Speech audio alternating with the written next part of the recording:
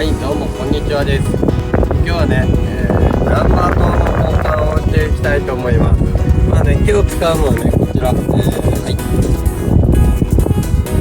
NBOX カスタム JF3 用の、ナンバー灯のやつですね、LED。僕これ使ってるのは、こちらちょっといいですか。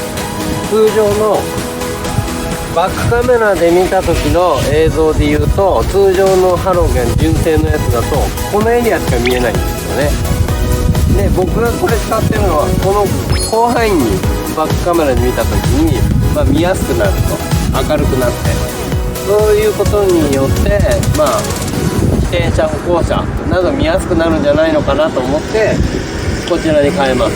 そして前回も変えてるんですけど、今回電球が切れてちょっとチカチカし始めてるので、今日は交換していきたいと思います。それでは作業始めていきます。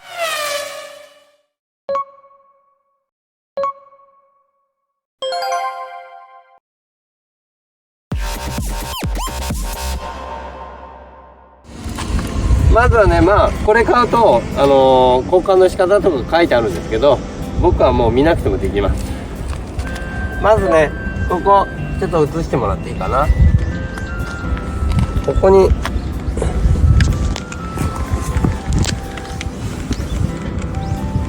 こにね LED のランプがあります。これね、これをまず正面から見て、右に押しながら、これね、右に押しながらちょっと上げてあげる。そうするとカボッと取れます。はい、こうやって出てきます。はいね。それでは次にね、このカプラを外していきます。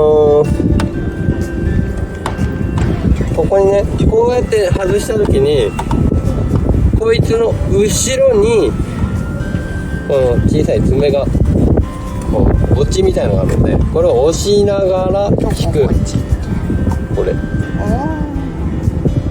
う一回やるよ。最初はこうやってついてるの、ついててこう抜くでしょ。こいつの反対側にこのボッチがあるよね。このまま抜けないから、これボッチを押しながら引く。そうするともう本体と分かれられます。カプラオンってやつ。で、純正品だとこれとこれが一体型になってて、これをそっくり交換するっていうのもあるんだけど、そっちちょっとお高いです。3000円とかするかな。だったら電球交換した方が安い。で、まずこれね、そのまま売ってるんだ。売ってるんだよね。で、はい、今度これ今日やるのはその中の電球だけを交換するってことなの。この爪2個あるでしょ、これをつまみながら引く。取れます。で、つけるときはこのままカチッっていうまでで、あとはもう取れない。で、あとは元に戻す。では交換していくね。これね、これも簡単に外れるんで、こうスコッてただ差し込んでるだけ。ただはめ込むだけ。特にロックがかかってるとこないんで。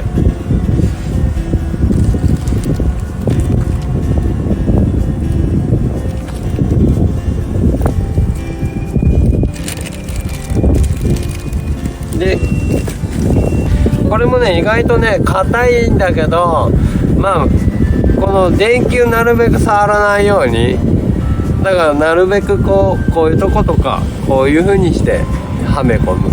最初結構硬いんだよね。で、こうやってつけて元に戻す。あとは元に戻すだけなんだけど、カチってね。で、で、ここにまた元に戻すでしょ。この状態で点灯チェックを必ずしてください。物によっては不良品でつかないとか、またチカチカしちゃうとかあるので、あくまでも NBOX の JF3 のナンバー灯の交換の仕方であって、他の車種ではこの電球が二股に分かれてるものもあるし、こうやって簡単に外れないのもあります。ドライバーでネジで止まってるのもあります。それをちゃんとどういう構造になってるか確認した上で、あとは電球どういうものが合うかっていうのを確認した上で作業に至ってください。それではちょっと点灯チェックしていきます。モフモフタイム。ついたよね。ついた。はい、これでもう完璧なので、今度は元に戻していきます。このさっきの爪がまたこうひっくり返るように、ね、このままつけて掴んであれならないように、この最初に外した状態でもつけていく。だからこうなる。差し込み口がそうなってる。で、あとは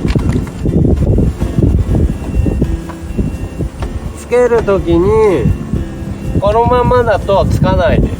だから外すときは右に寄せながら上げた、つけるときは右に寄せながら左に。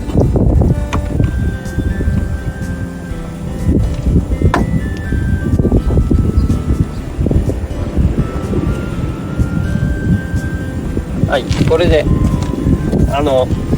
つけたときこう多少の力で外れないかどうか、外れるようだとちゃんとこの隙間にはまってないってことがなるので、まあ外す時とつける時はちゃんと考えて作業すればこれ誰でもできます。簡単だったね。うん。もうどのぐらいかかるっつったらさ、ものの10分ぐらいっつったら本当に10分もかかんないね。まあ今日説明しながらだからね、下手すともう5分かかんないね、これ慣れちゃえば。で、こんなんも交換するのにコーチにそれなりに取られるんで、やれるんだったら自分でやっちゃった方が安い。部品代だけで済むんで。まあこういった感じで今日はここまでにしたいと思います。この動画が良かったらグッドボタン、高評価よろしくお願いします。また次の動画でお会いしましょう。それではバイバーイ。最後までご視聴ありがとうございました。この動画がいいと思ったらグッドボタン、チャンネル登録よろしくお願いします。バイバーイ。